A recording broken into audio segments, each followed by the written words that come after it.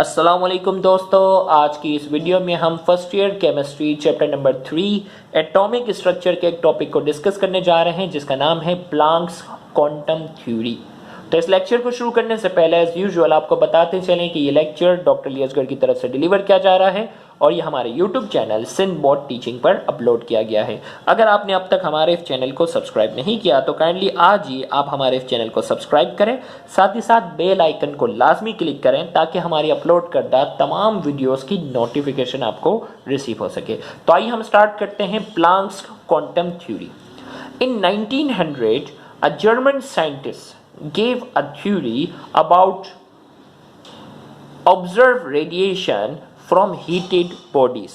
यहाँ 1900 में एक जर्मन साइंसदान थे जिनका नाम था मैक्स प्लांक। मैक्स प्लांक ने एक theory the about observe radiation from heated body. जब किसी बॉडी को हीट करते हैं ना तो उससे रिलीज होने वाली जो रेडिएशन होती है उसको इसने ऑब्जर्व किया और एक थ्योरी पेश की। और वो थ्योरी क्या थी, उसके कुछ पॉइंट्स की हम बात करते हैं। Planck's quantum theory contain following postulate. इस प्लांक्स क्वांटम थ्योरी के जो अहम पॉइंट्स थे कुछ ये थे।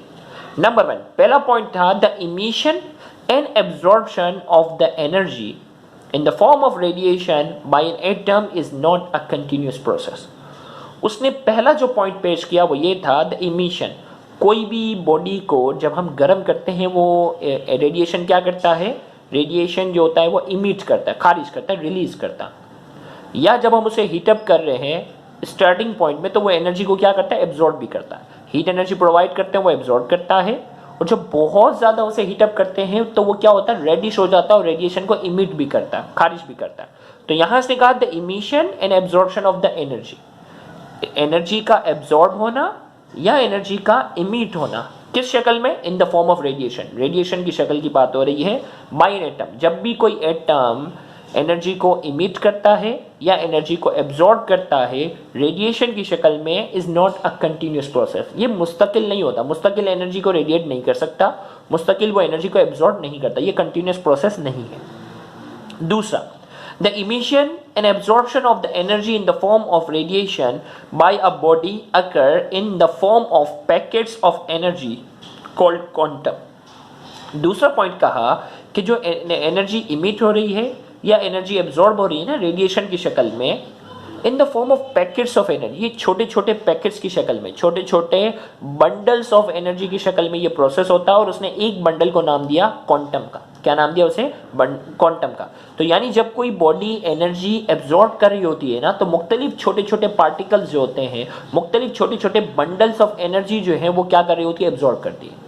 और इसी तरीके से जब कोई बॉडी एनर्जी इमिट कर रही होती है, खारिज कर रही होती है, तो उस वक्त क्या होता है, छोटे छोटे बंडल्स ऑफ एनर्जी, छोटे छोटे पैकेट्स जो होते हैं उस बॉडी से क्या हो रहे होते हैं, रिलीज हो रहे होते हैं प्लांक्स क्वांटम थ्योरी के मुताबिक।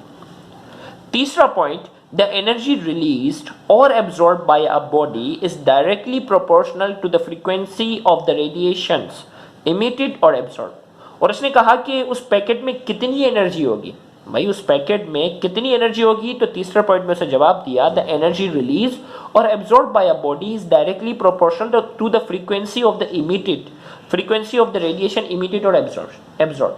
तो उस पैकेट की जो फ्रीक्वेंसी, अब फ्रीक्वेंसी की कई डेफिनेशन बनती है, the number of vibration per second, the number of rotation per second, the number of revolution per second. तो यानी हमने कहा कि जो एनर्जी रिलीज हो रही है और एब्जॉर्ब हो रही है ना पैकेट्स की शक्ल में, वो डायरेक्टली प्रोपोर्शनल किसके हैं, फ्रीक्वेंसी के। यानी नंबर ऑफ वाइब्रेशंस पर सेकेंड जितनी ज्यादा होंगी ना जिस पैकेट्स की, उसकी एनर्जी भी क्या होगी, उतनी ही ज्यादा होगी। अब मैथमेटिकली हमने कहा कि एनर्जी जो है वो डायरेक्टली प्रोपोर्शनल किसके, फ्रीक्वेंसी। वी नहीं है, ये न्यू का सिंबल होता है ना ऐसा, ये है। तो एनर्जी जो है वो डायरेक्टली प्रोपोर्शनल किसके, फ्रीक्वेंसी के, न्यू। प्रोपोर्शनलिटी हम हटा देते हैं तो इक्वल टू की साइन आ रही है और एच आ रही है। एच जो है ये शो कर रहा है प्लांक्स कांस्टेंट को। क्या करता है, प्रोपोर्शनलिटी को जब हम हटाते हैं तो कांस्टेंट जो आ रहा है वह साइंसदान के नाम पर है, प्लांक्स कांस्टेंट। तो यहां हमने कहा ई शो कर रहा है एनर्जी एब्जॉर्ब और इवॉल्व, जो एनर्जी एब्जॉर्ब की और इवॉल्व की उसको शो कर रहा है।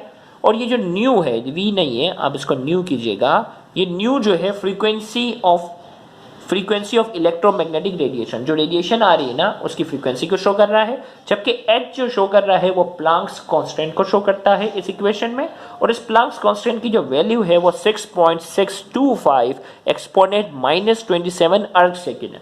याद रखिएगा, एप्टीट्यूड में प्लैंक्स कांस्टेंट की वैल्यू पूछी जाती है एमसीक्यू में, तो आपने अभी से ये वैल्यू याद रखने की आदत डालनी है। तो ये एमसीक्यू का बड़ा फेवरेट सवाल होता है 6.625 एक्सपोनेंट -27 अर्ग सेकेंड, और जूल सेकेंड में ये वैल्यू है 6.625 एक्सपोनेंट -34 जूल सेकेंड। तो ये हमारे पास जो है वो प्लैंक्स कांस्टेंट की अर्ग सेकेंड में वैल्यू है, और ये क्या है, जूल सेकेंड में है, जो कि आपने याद रखनी है। तो यहाँ जाकर प्लैंक्स क्वांटम थ्योरी जो है वो, इसका लेक्चर जो है वो मुकम्मल हुआ। अगर आपको हमारा ये लेक्चर समझ में आया है, पसंद आया है, तो वीडियो को लाजमी लाइक करें, कमेंट में अपना फीडबैक लाजमी दें, और इस वीडियो को ज़्यादा से ज़्यादा शेयर करके अपना हक ज़रूर अदा करें।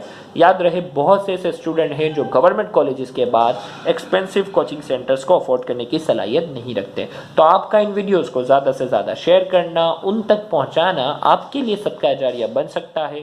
Thank you very much. Allah.